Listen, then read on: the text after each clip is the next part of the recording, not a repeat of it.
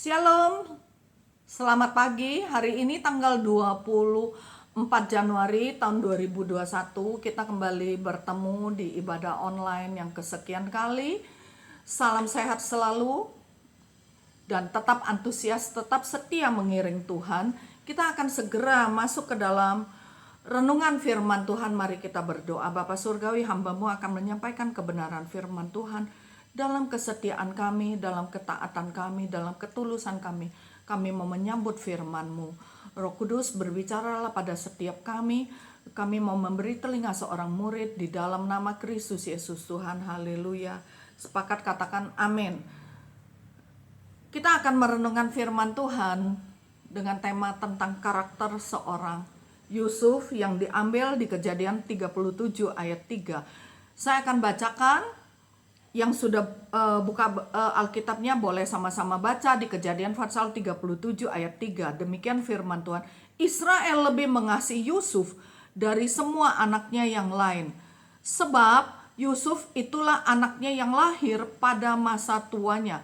Dan ia menyuruh membuat jubah yang maha indah bagi dia.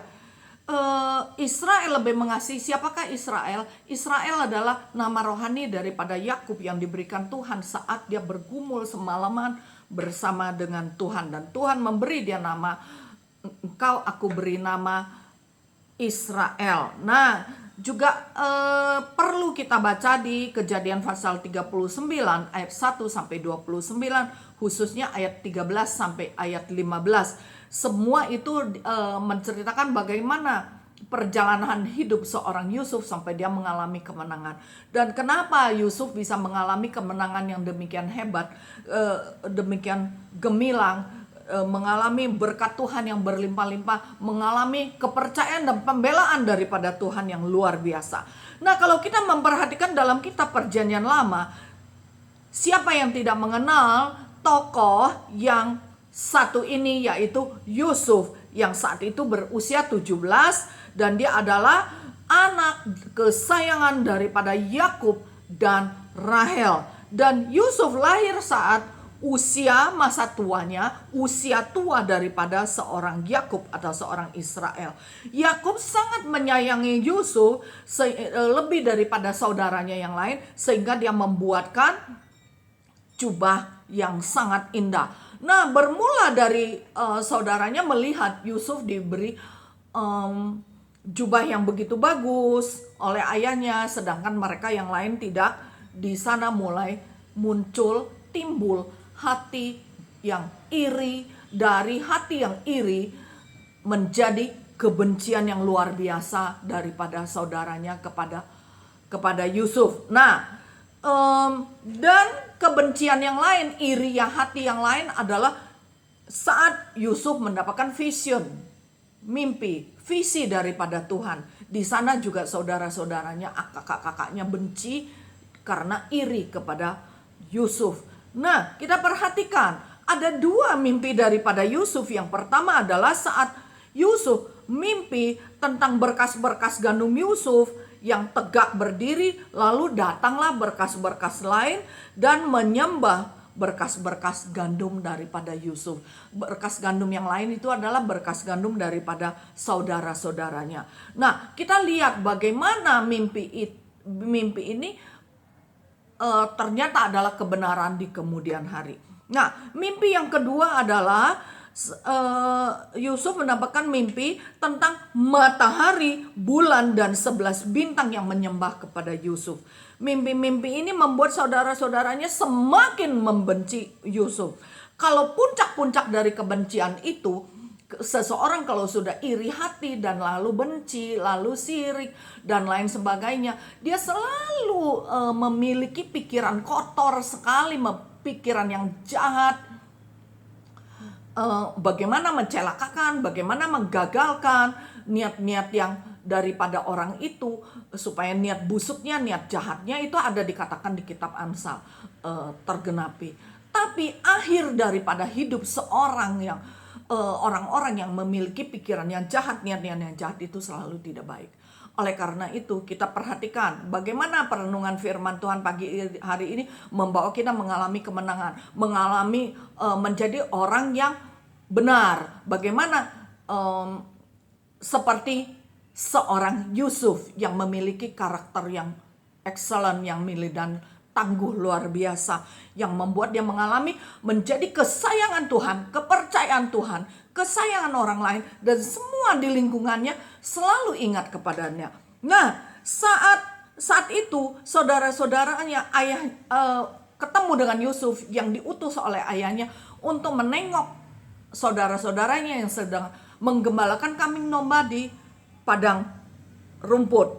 Nah, mereka saat melihat Yusuf, mereka langsung kompak menjerumuskan, memasukkan Yusuf ke sumur kering, lalu dijual kepada orang Ismail dan dibawa ke Mesir dan dijual sebagai budak. Nah, saat di Mesir ini, seorang bapak Potifar membeli Yusuf dan membawa ke rumahnya. Potifar ini adalah seorang perwira. Nah, saat Yusuf dibawa ke rumahnya Potifar, dia di sana menjadi kesayangan dan dia mendapatkan kepercayaan. Katakan kepercayaan. Jadi dimanapun kita ditaruh harus memiliki hati yang tulus, bisa dipercaya oleh lingkungan kita, terkhususnya dipercaya oleh Tuhan. Nah, dia dijadikan pengurus daripada rumah tangganya Bapak Potifar ini, dan semua dia mendapatkan kepercayaan untuk mengaturnya. Di sini pun permulaan satu cerita yang luar biasa, sejarah juga pengalaman daripada seorang Yusuf. Lagi-lagi dia ketemu dengan tante Potifar yang memfitnahnya. Nah, itu ada ditulis di Kejadian 39. Dan jadi saat seorang tante Potifar tidak mendapatkan respon yang baik daripada seorang Yusuf untuk diajak berzina, dia difitnah. Dia dimasukkan di penjara.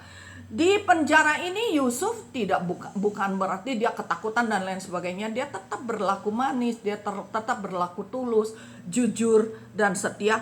Dia mendapatkan kepercayaan dengan bertemu dengan juru minum dan juru roti raja yang juga mendapatkan mimpi. Kalau kita merenungkan dari awal sampai selesai, sepertinya dan memang benar Yusuf mendapatkan talenta untuk menafsirkan mimpi-mimpi. Dan dia menafsirkan mimpi-mimpi daripada juru minum raja dan juru roti raja. Dan itu tepat dan mengalami penggenapan. Nah, saat penggenapan itu terjadi, Firaun mendapatkan mimpi. Dan juru minum raja teringat dengan Yusuf yang pintar, ada talenta untuk menafsirkan mimpi. Perhatikan ya, saudaraku kekasih dalam Tuhan Yesus, Bapak Ibu yang kukasih dalam Tuhan Yesus.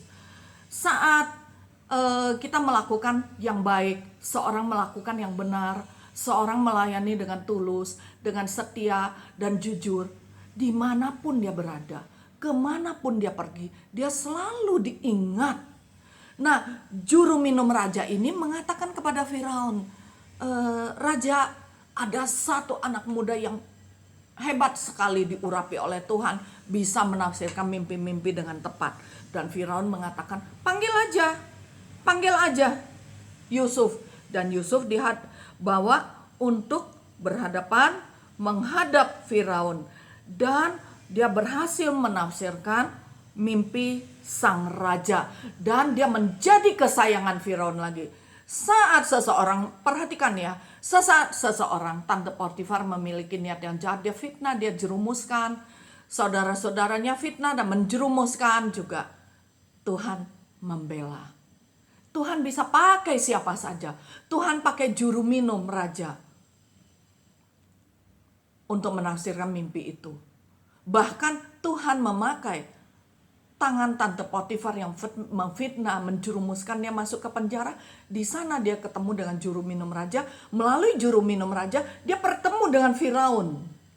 Nah, di sini Firaun menyayangi Yusuf dan membawa Yusuf menjadi orang kedua, pemimpin yang kedua di negeri itu. Di negeri orang pun dia menjadi pemimpin. Kalau Kalau kita setia melakukan kehendak Tuhan Bapak Ibu, kita selalu akan menjadi naik dan tidak pernah turun. Kita akan menjadi kepala dan bukan menjadi ekor. Keberkatan, keberuntungan, kemurahan, kebajikan, pembelaan daripada Tuhan selalu mengikuti setiap kita seumur hidup kita di rumah Tuhan. Katakan amin. Nah, juru minum itu teringat kepada Yusuf, membawa Yusuf menghadap kepada Firaun, dan dia menafsirkan mimpi itu tepat, dan yang menjadi kesayangan Firaun, dia diangkat menjadi orang ketua di negeri itu, di daerah orang lain, yaitu di daerah Mesir.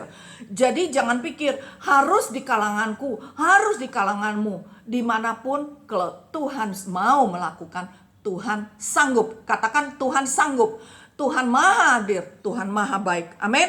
Nah, setelah bermula dari sini, ketulusan hati, niat hati Yusuf, mimpi-mimpi Yusuf, yang kedua itu juga yang kesatu digenapi, yaitu datanglah kelaparan di negeri, dan melalui Yusuf dia bertemu dengan saudara-saudaranya yang mau mengambil sembako. Dan saat itulah Yusuf sampaikan kepada kakak-kakaknya, "Akulah Yusuf, adikmu." Di sana rekonsiliasi, pendamaian terjadi. Nah, kita perhatikan dia berdamai dengan saudara-saudaranya. Dia menjadi berkat untuk saudara-saudaranya. Kita perhatikan, belajar sikap dan karakter daripada Yusuf. Begitulah kasih seorang Yusuf, bahwa sebagai anak Tuhan, dia harus mengasihi, menyayangi, dan dia harus memiliki kontribusi dimanapun dia berada, memberi kontribusi yang benar. Nah, kita lihat sikap dan karakter Yusuf, yaitu poin pertama, yaitu kenapa dia bisa berhasil, karena dia takut akan Tuhan. Dia takut akan Tuhan. Jangan kita mengatakan, wah itu lagi, memang harus. Utamanya, tegasnya, takut akan Tuhan harus menjadi utama di lubuk hati kita, dalam sikap hidup kita, dalam saat kita memberi kontribusi. Dan saat seseorang memiliki hati takut akan Tuhan, dia seperti Yusuf, teladan Yusuf. Kemanapun dia pergi menjadi berkat. Dimanapun dia berada, dia selalu diingat oleh orang lain, utamanya Tuhan tentunya. Dan diingat oleh orang lain bukan yang jeleknya, bukan penggosipnya, bukan tukang kacau, bukan troublemaker, tapi selalu diingat dia orang baik, dia orang benar, dia orangnya Tuhan. Dia menunjukkan kemuliaan Tuhan dalam kehidupannya. Nah, di sanalah takut akan Tuhan menjadikan Yusuf mengalami keberhasilan, sekalipun dia di rumah Potifar, dia difitnah, dan dia di penjara. Dia sekalipun di Mesir, dia menjadi orang kedua karena dia dibela oleh Tuhan. Dia dibela oleh Tuhan, dan godaan tidak akan menjatuhkan dia. Katakan tidak akan menjatuhkan dia. Tidak akan mengalahkan dia. Tidak akan mengalahkan kita, godaan apapun juga. Godaan duniawi, kita harus tetap utamakan Tuhan. Amin. Bagaimana kita hidup di dunia tapi kita gak boleh melakukan duniawi. Duniawi yang benar itu oke-oke aja. Yaitu misalnya kita hidup di dunia ini, kita menjadi berkat. Amin. Tapi duniawi yang salah, jangan kompromi. Yaitu poin kedua, dia selalu menjaga kekudusan dalam dirinya. Katakan menjaga kekudusan dalam dirinya. 1 Korintus 6 pasal 6 ayat 19 sampai 20 mengatakan, "Atau tidak tahukah kamu bahwa tubuhmu adalah bait Roh Kudus yang diam di dalam kamu, Roh Kudus yang kamu peroleh dari Allah, dan bahwa kamu bukan milik kamu sendiri, sebab kamu telah dibeli dan harganya telah lunas dibayar. Karena itu muliakanlah Allah dengan tubuhmu." Dibeli oleh apa? Darah Yesus. Telah dibayar lunas oleh apa? Oleh kehidupan Tuhan Yesus di kayu salib di Bukit Golgota 2000 tahun yang lalu. cash, lunas di kayu salib, aku sudah membeli engkau. Siapa? Sudah lunas dibayar dan kau adalah milikku. Tubuhmu adalah bait Roh Kudus, di mana Roh Kudus berdiam. Dan hidup kita bukan milik kita lagi, tapi milik Kristus. Amin. Jadi tubuh bait Roh Kudus itu, tubuh kita, tubuhnya Yusuf adalah bait Roh Kudus. Dia tahu dia milik Tuhan. Dia tahu dia harus menjaga kekudusan. Dan dia tidak mengobrol-obrol kekudusan itu dengan kompromi dengan Tante Potifar untuk mendapatkan sesuatu. Bukan. Dia bukan begitu. Dia tidak cheap. Dia tahu dia harus hidup penuh integritas. Dia tahu dia harus menjaga kekudusan hidupnya.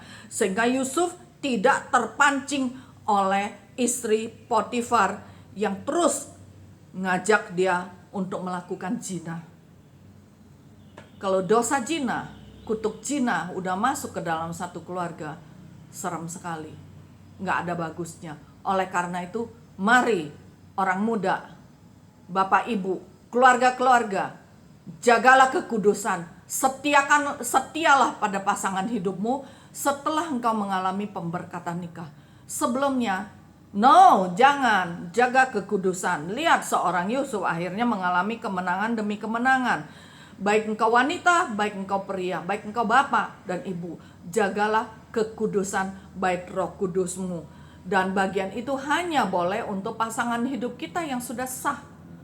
Dan seorang wanita jangan sampai memancing-mancing dengan memakai baju yang kayak kekurangan kain. Memang kain mahal, tapi bukan berarti kita boleh menonjolkan bagian daripada bait Roh Kudus kita, baju tembus pandang yang hanya boleh dipakai di kamar tidur. Stop melakukan hal-hal itu. Jaga kekudusan hidup sehingga engkau mengalami keberkatan dan keberuntungan. Amin. Tidak kudus itu adalah penghalang jawaban doa. Tidak kudus itu menjadi penghalang berkat. Tidak kudus itu juga mengundang roh zina. Hati-hati, stop. Belajarlah daripada seorang Yusuf. Jadi kita harus tulus, kita harus setia, kita harus memakai inner beauty. Katakan inner beauty. Baik engkau pria, baik engkau wanita, baik engkau bapak, ibu, pakai inner beauty-mu untuk mengajak pasangan hidupmu makin mengalami Tuhan. Amin. Kita harus penuh integritas, artinya tidak bohong-bohong, taat dan setia. Oke? Nah, kita perhatikan tadi poin kedua, sekarang poin ketiga. Mengapa Yusuf bisa mengalami berkemenangan dan mengalami dipercaya oleh Tuhan dan mengalami berkat Tuhan yang berlimpah-limpah? Seorang Yusuf selalu mengasihi dan mengampuni. Coba bayangkan ya, saudaranya begitu jahat, menjerumuskan, mau mencelakakan, mau menghabisi dia. Tapi kalau Tuhan mengatakan, aku membela engkau, itu yang terjadi. Dan kasih Allah itu melimpah dalam kehidupan seorang Yusuf. Dalam kondisi gitu, dia tidak balas dendam. Dia tetap memakai kasih, dia tetap memakai sayang. Mendatangi saudaranya, rekonsiliasi, dan mengampuni apa yang sudah dilakukan. Mengampuni artinya melupakan semua tingkah laku mereka. Walaupun tidak bisa langsung terhapus dari ingatan kita, tapi kita ambil keputusan, aku melupakan apa yang dilakukannya. Dan aku memandang ke depan, future yang bright banget, cemerlang banget. Itu jauh lebih penting daripada urusan-urusan kecil-kecil yang merusak hati kita, yang menjadikan hati kita tong sampah kebencian, tong sampah kemarahan, keserakahan, kerakusan, tong sampah ingin balas dendam dan niat-niat jahat. Hapus semua itu dan mengatakan aku lebih penting masa depanku yang penuh pengharapan daripada sampah-sampah dunia itu. Nah, itulah dunia. Kita hilangkan kehidupan dunia itu, kita ambil keputusan gantikan kehidupan dunia itu dengan kehidupan masa depan di dalam Tuhan yang penuh janji, yang penuh penggenapan. Pasti Tuhan memberkati dan membela saat kita setia, tulus dan taat dan hidup takut akan Tuhan. Amin. Kalau Tuhan udah menjanji, Tuhan pasti menggenapi. Walaupun mungkin bukan sekarang langsung instan digenapi, tapi step by step kita memperhatikan bagaimana seorang Yusuf. Mungkin kalau orang lain yang bukan Yusuf, yang nggak mau meneladani Yusuf, mengatakan, loh tuh itu kan dikhotbahkan masa depan yang penuh pengharapan. Buktinya saya mengalami kesulitan. Stop dulu, rem dulu, Sheila dulu.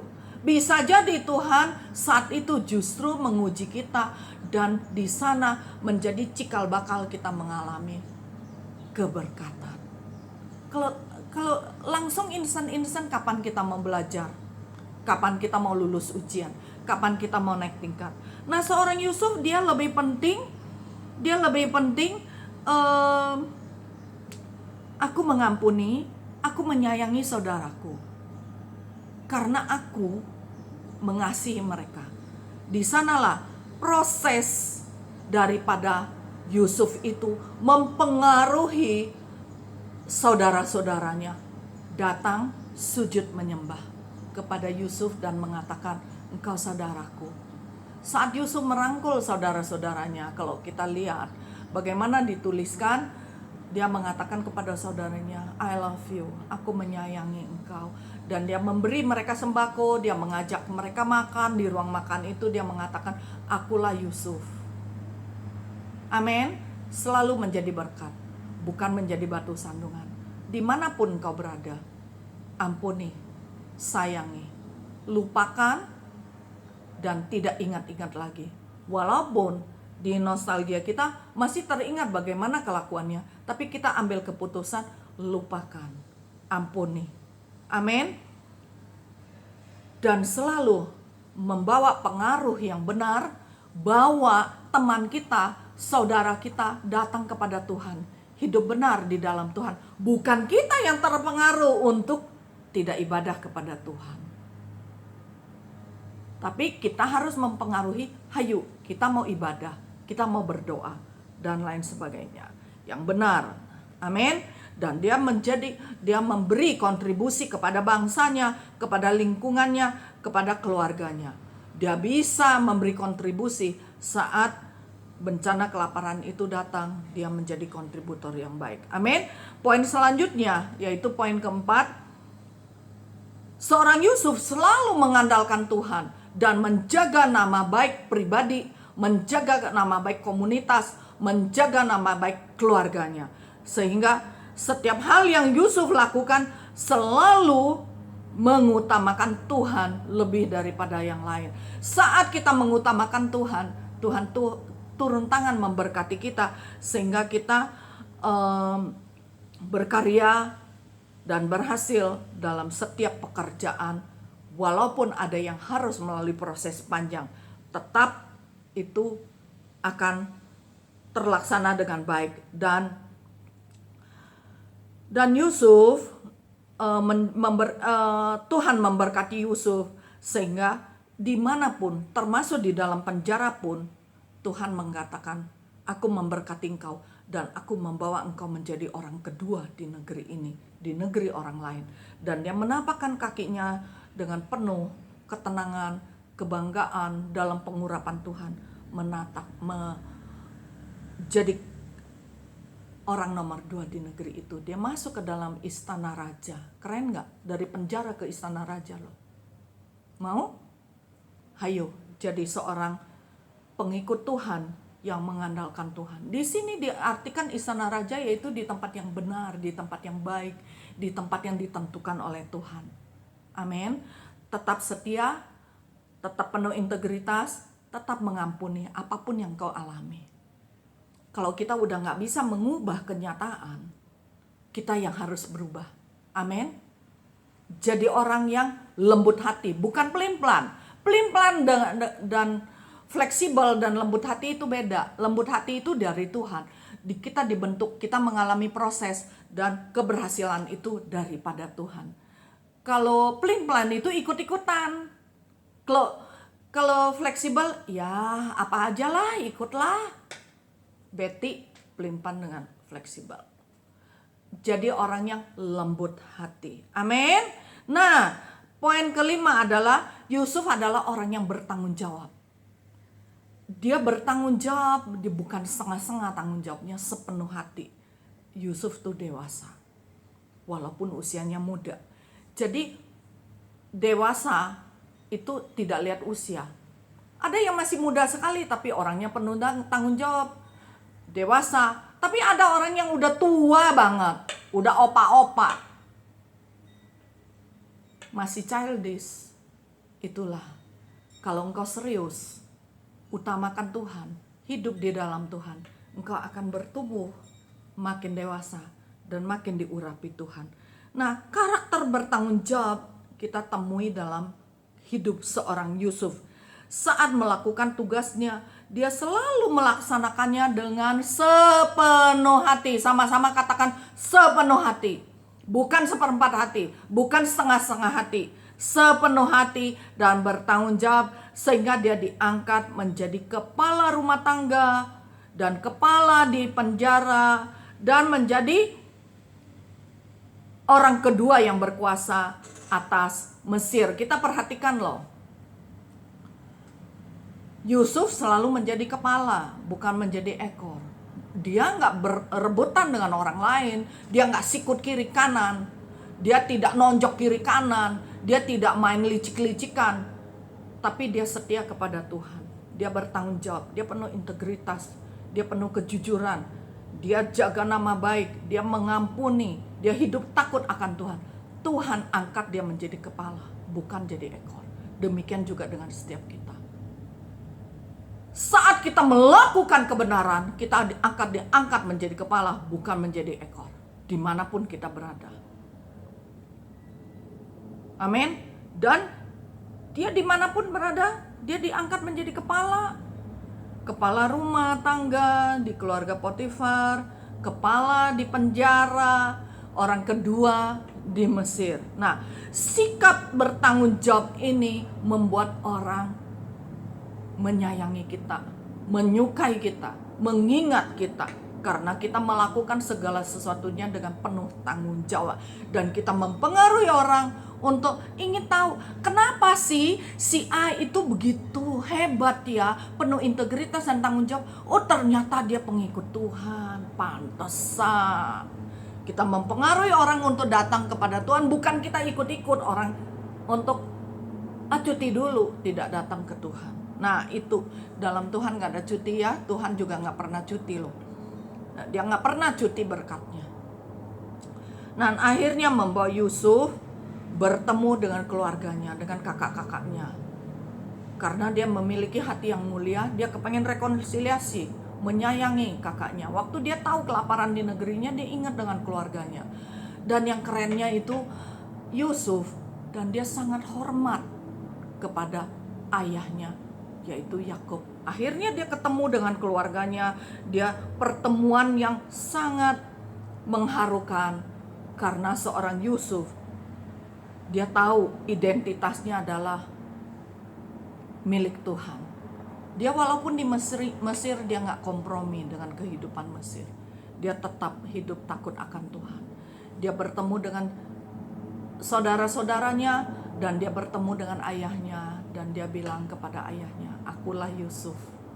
Dia begitu menyayangi ayahnya, dia begitu hormati ayahnya, dan ayahnya bertemu dengan dia saat dia sangat lanjut usia, karena dia mendapatkan Yusuf melalui Rahel, itu usianya juga udah tua.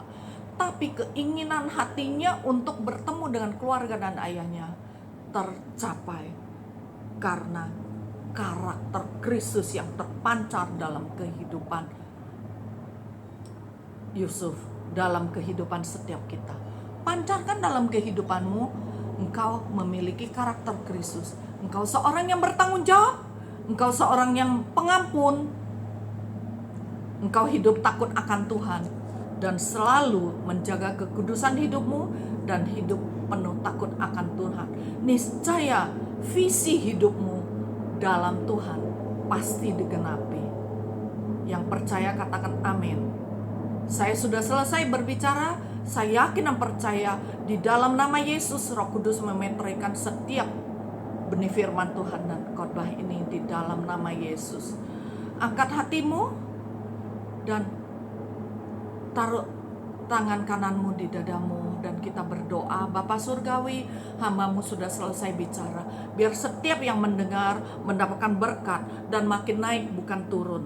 Menjadi kepala bukan menjadi ekor. Hidup penuh takut akan Tuhan.